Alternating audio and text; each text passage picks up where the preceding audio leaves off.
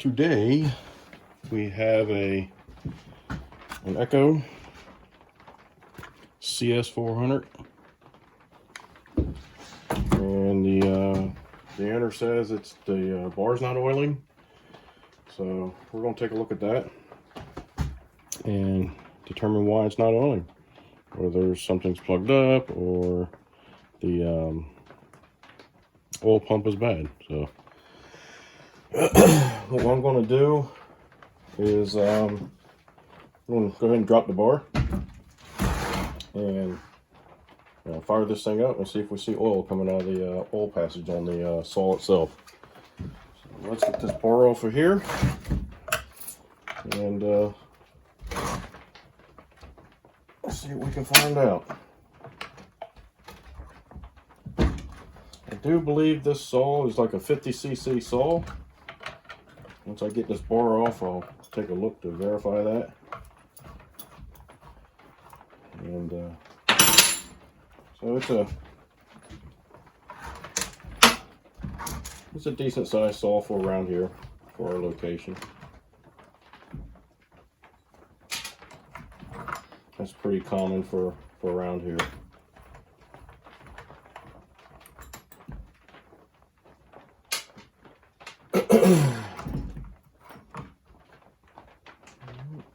A little bit of debris here, so I'll give that a clean up before we put it back together. Get ourselves a little box to drop our stuff in. I'll just clean my table also. I haven't put everything back yet.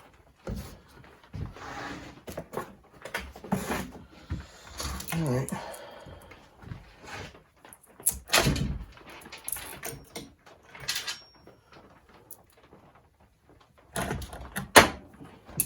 We'll hang this up here all the way.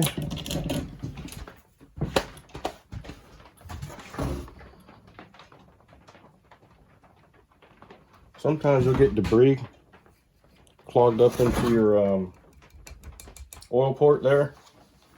This seems to be pretty clean, so that's probably not the issue.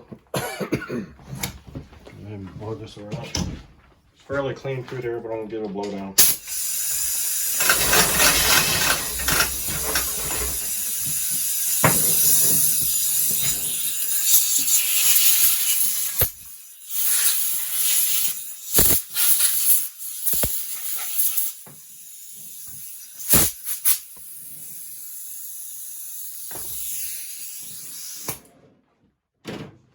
This saw seems to be pretty clean.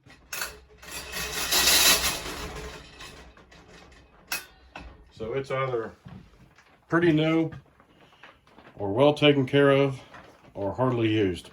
So let's see what we can see on this tag here.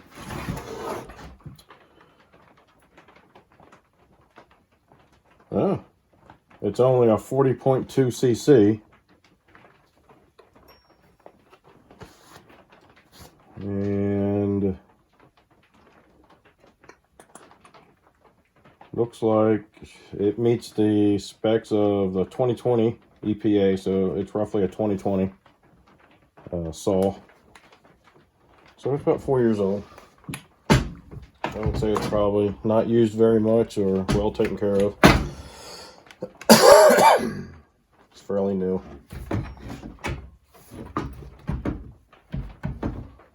Yeah, here's a stamp over here, and it takes one of those QR codes, and it says June of 2020.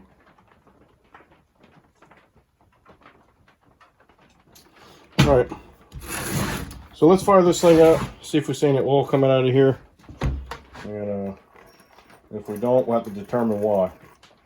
You can't always just assume that it's the pump itself, because you could have some sort of clog on your pickup tube or your filter inside of here, because you don't know if debris has gotten in here and just clogged everything up. So let's fire it up, see what we got.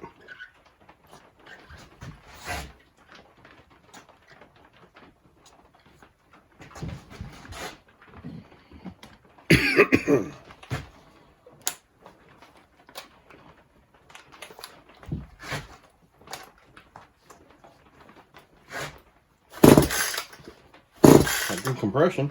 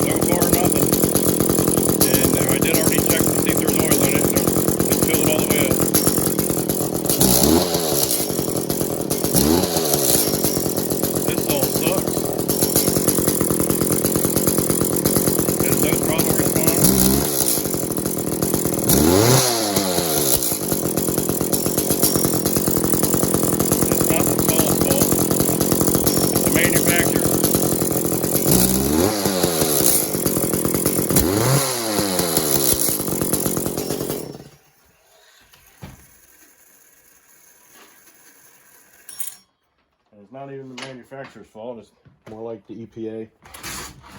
They choke these things up so bad now that they can hardly breathe. It would run a lot better if you pulled that muffler off. She'd probably be real snappy then. But it's probably got a little tiny hole to breathe out of, is my guess. We'll find out later, because I just want to verify that this screen here is not plugged up, causing that problem. These saws can be, they're Echo is a good saw. They've been around for a long time. Japanese made, I do believe. Yeah, I believe Japanese made. They're not China made, I know that. And like my little Echo down there, that 355, that's my climbing saw. I love it right to death. The only thing I ever did to it was a muffler mod. I ran it like that for a couple years. It ran great. But was it last year I decided, or I don't know, not even been a year yet, I don't think. I ported it and it's even stronger. So, but yeah, before I did the muffler mod, it was kind of weak, not very snappy on the throttle. So the mufflers on those choke them up pretty good. All right, so we know we're not getting oil from the oil passage here. And I'm gonna go ahead and I'm gonna dump all the oil out and inspect it, make sure there's no junk in there. The oil, from what I can tell inside of there, I'll be able to tell better once I get it poured in here. It might not be a bar and chain oil, which is fine.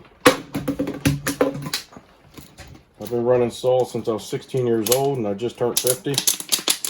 So, and I have, yeah, it was maybe a year ago, I just started using bar and chain oil for the first time.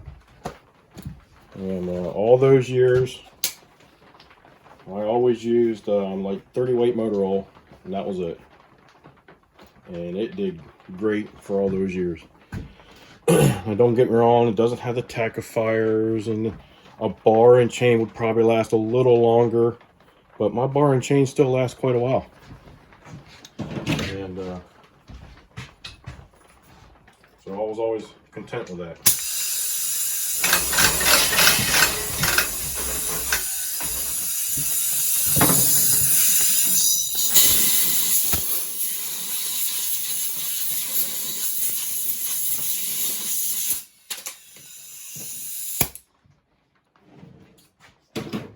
And even now,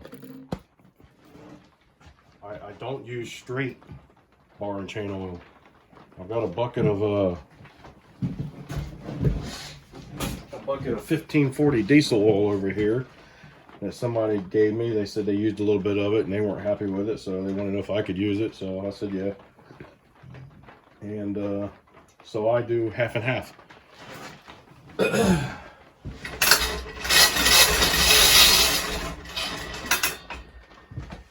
And that works great. So I would say unless you are a logger and you filled that thing up 5 or 6 times a day and you're cutting tree down after tree, and you know, I would say you can use any type of like motor oil or your chain oil that you want. But if you're doing like straight up logging, like I'm saying, you're cutting multiple trees down a day and limit them, then yeah, you might want to stick with the bar and chain oil. And there's people out there that have their preferences on that. Some people go straight up steel and that's all they want to put in it, and some people use straight up Husqvarna, and somebody will use a store brand and that's what their favorite is. Use whatever you want, as long as you have some sort of lubricant there to lubricate that bar and chain, you'll be fine. Get her.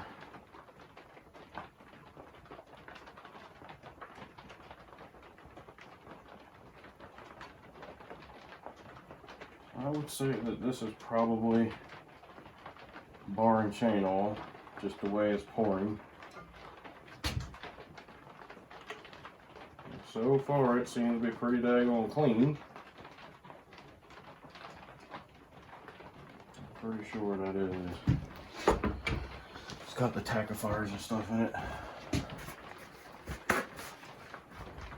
And knowing who Saul this is, I would say that he is using bar and chain oil. It's just to do what is recommended by the manufacturer, and there's nothing wrong with that. That is weird. Oh, alright. So I'm sitting there looking in here and I see a cap tether down inside the tank. So I'm assuming he has lost his cap at one time and didn't pull the old tether out. And there it is. So that gives us a little bit of a history of what has happened at some point. I was wondering why this lid looked different from that lid, but my guess is that it has been lost at one time. Alright, so it looks pretty clean in here.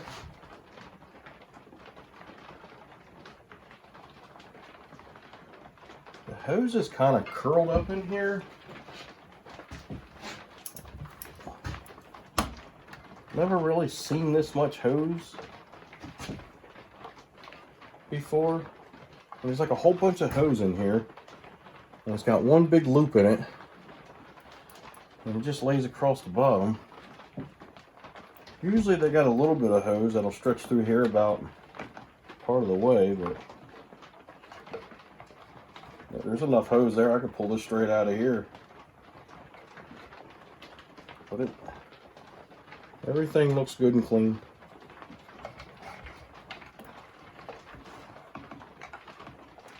Doesn't appear to be any kinks in it or nothing like that. So at this point, we're going to say that there might be an issue with the actual oiler itself. That would be my diagnosis. My diagnosis.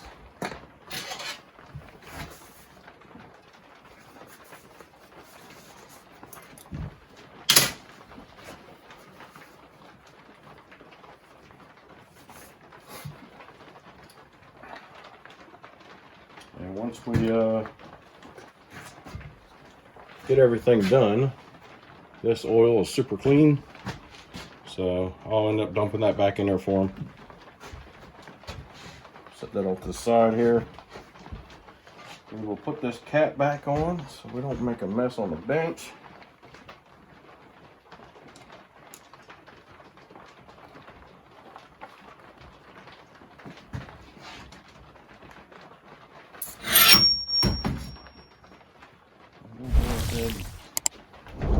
Turn it over and we'll start working on.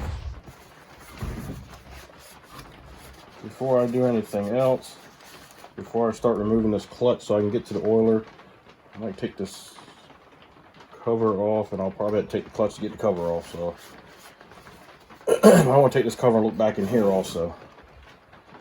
You still need to take that off. Oh boy. What would be nice is if everybody would keep on putting an arrow on here on which way these come off. Sometimes you forget. Sometimes somebody's working on something like this for the first time in their life and they don't know which way to go, but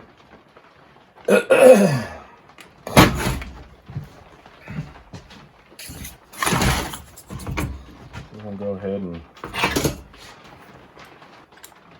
things a little easier.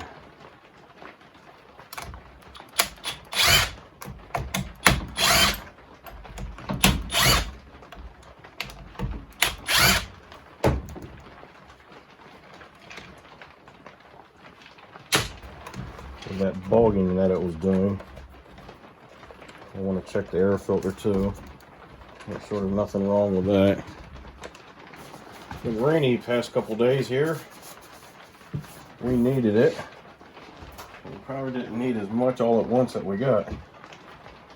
But yeah, I'm thankful for what we had. We have been getting.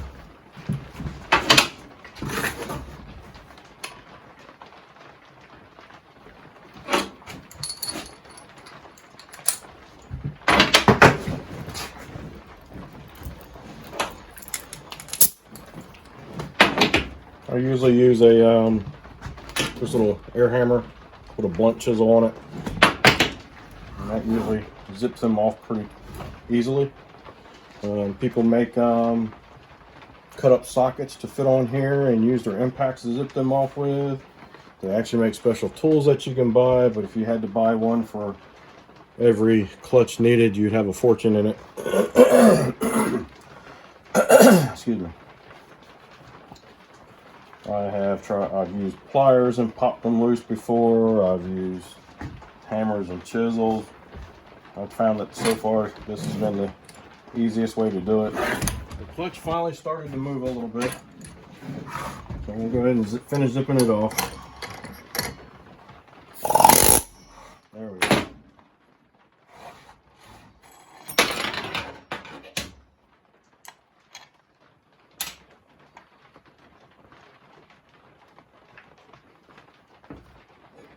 Just keep in mind that is reverse thread, so that means you have to go righty loosey instead of righty tighty in order to get it off. Alright, so I also want to take this off. That'll give me access to some hoses that come up through here and through here that connect to the pump. Make sure you don't lose your washer off of your clutch and the bearing inside. And before we put this back together, there I want the bearing there in my hand, we will grease that bearing before we put it back on. We will clean this clutch up inside and out before installing it.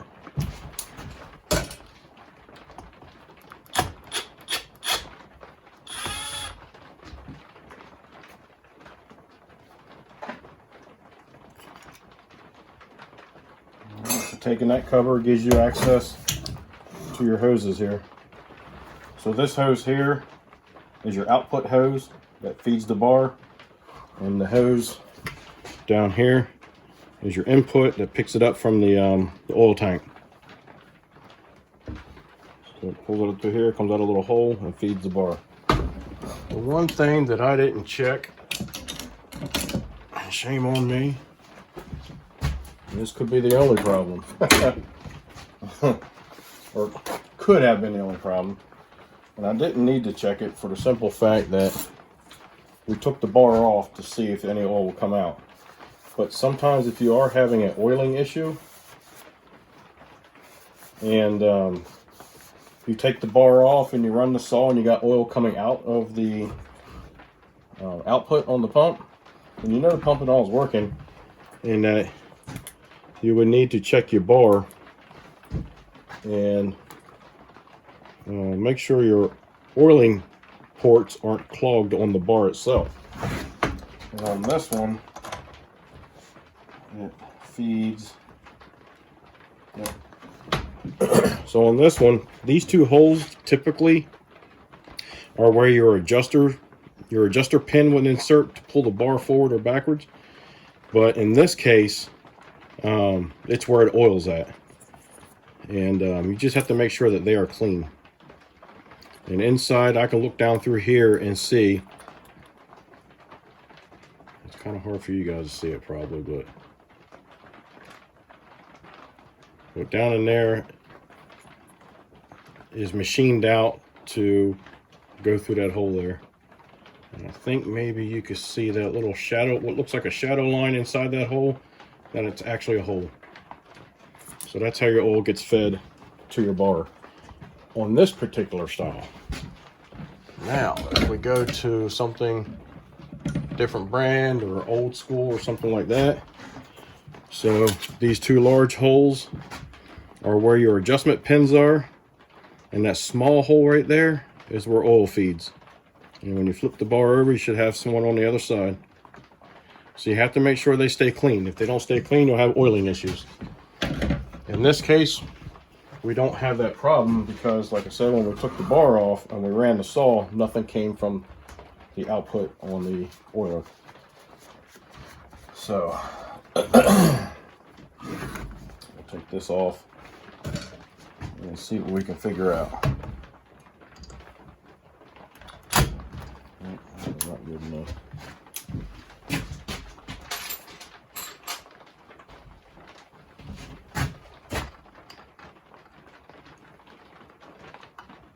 I'm not sure, but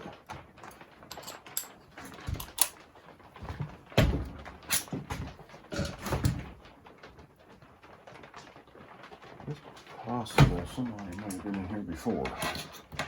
Maybe.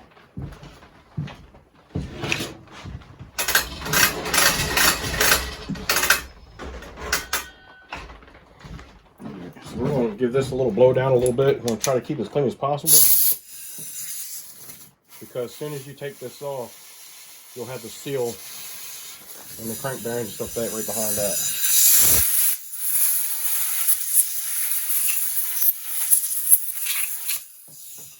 And now, I still haven't got me a new air gun yet.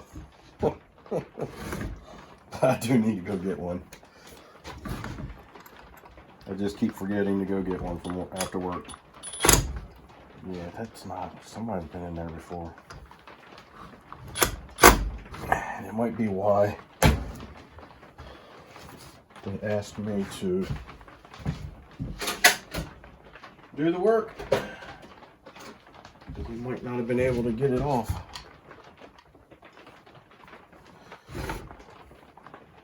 Because the Phillips head screws look to be a little boogered up.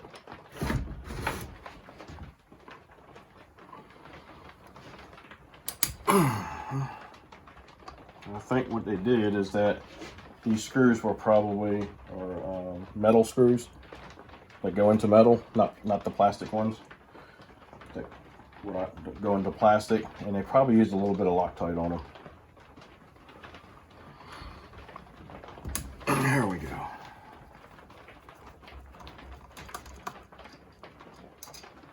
See how they got the threads on it for going into metal.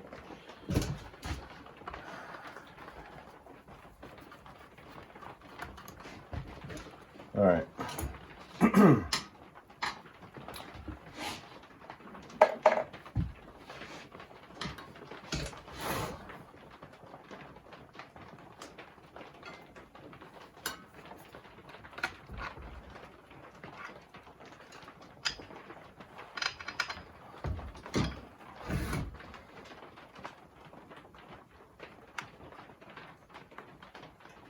Alright, so oil was sitting right there.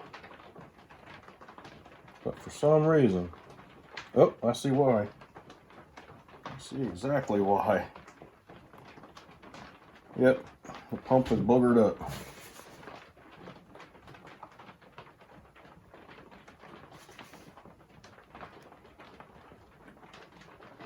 At least it looks to be anyway. Yeah. Yep, that pump is boogered up. Let me try to clean it up a little bit so you can see it. Got a little grease on it.